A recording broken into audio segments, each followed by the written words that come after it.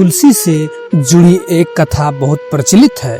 श्रीमद् देवी भागवत पुराण में इसके अवतरण की दिव्य लीला कथा भी बनाई गई है। एक बार शिव ने अपने तेज को समुद्र में फेंक दिया था। उससे एक महातेजस्वी बालक ने जन्म लिया। यह बालक आगे चलकर जालंधर के नाम से पराक्रमी दैत्य राजा बना। इसकी राजधानी का नाम जालंधर नगरी था। दैत्यराज कालनेमी की कन्या वृंदा का विवाह जालंधर से हुआ था। जालंधर महाराक्षस था। अपनी सत्ता के मद में चूर उसने माता लक्ष्मी को पाने की कामना से युद्ध किया, परंतु समुद्र से ही उत्पन्न होने के कारण माता लक्ष्मी ने उसे अपने भाई के रूप में स्वीकार किया। वहां से पराजित होकर वह देवी पार्वती को पाने की लालसा से कैलाश पर्वत पर गया। भगवान देवादिदेव शिव का ही रूप धरकर माता पार्वती के समीप गया, परंतु माँ ने अपने योग बल से उसे तुरंत पहचान लिया तथा वहां से अंतर्ध्यान हो गई। देवी पार्वती ने क्रुद्ध होकर सारा वृत्तांत भगवान विष्णु को सुनाया।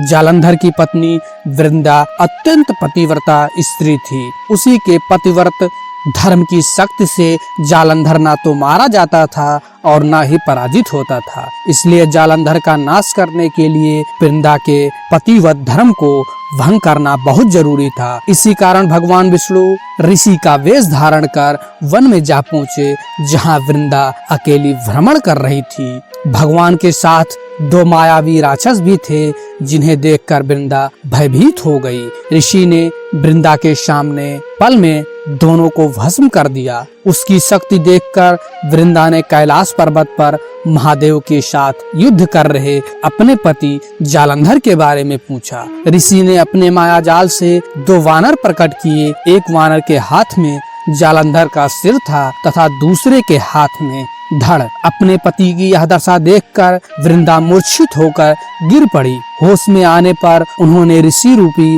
भगवान से विनती की कि वह उसके पति को जीवित करें। भगवान ने अपनी माया से पुनः जालंधर का सिर धड़ से जोड़ दिया, परंतु स्वयं भी वह उसी शरीर में प्रवेश कर गए। वृंदा को इस छल का जरा आभास न हुआ। जालंधर बने भगवान के साथ वृंदा प्रतिव्रता का व्यवहार करने लगी, जिससे उसका सतीतत्व भंग हो गया। ऐसा होते ही वृंदा का पति जालंधर युद्ध में हार गया। इस सारी लीला का जब वृंदा को पता चला तो उसने क्रुद्ध होकर भगवान विष्णु को शिला होने का श्राप दे दिया तथा स्वयं सती हो गई। जहाँ वृंदा भस्म हुई वहाँ तुलसी का पौधा उगा। भगवान विष्णु ने वृंदा से कहा, हे वृंदा, तुम अपने सती तत्व के कारण मुझे लक्ष्मी से भी अधिक प्रिय हो गई हो। अब तुम तुलसी के रूप में सदा मेरे साथ रहोगी। जो मनुष्य भी मेरे शालिग्राम रूप के साथ तुलसी का विवाह करेगा,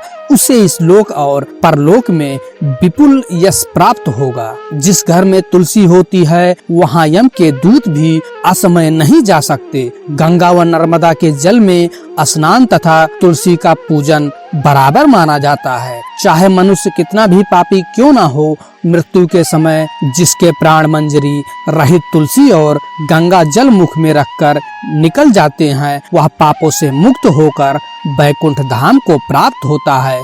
जो मनुष्य तुलसी व आंवलों की छाया में अपने पितरों का श्राद्ध करता है, उसके पितर मोक्ष को प्राप्त हो जाते हैं। उसी दैत्य जालंधर की यह भूमि जालंधर नाम से विख्यात है। सती वृंदा का मंदिर मोहल्ला कोट किशनचंद में स्थित है। कहते हैं इस स्थान पर एक प्राचीन गुफा थी जो सीधी हरिद्वार तक जाती थी। सच्चे मन से 40 दिन तक सती वृंदा देवी के मंदिर में पूजा करने से सभी मनोरथ पूर्ण होते हैं। अगर ये कहानी आपको अच्छी लगती है, प्लीज लाइक करें, शेयर करें और इस चैनल को सब्सक्राइब करके अपने भाई का सपोर्ट करें। Thank you. जय माता दी, जय श्री कृष्णा, जय हिंद दोस्तों।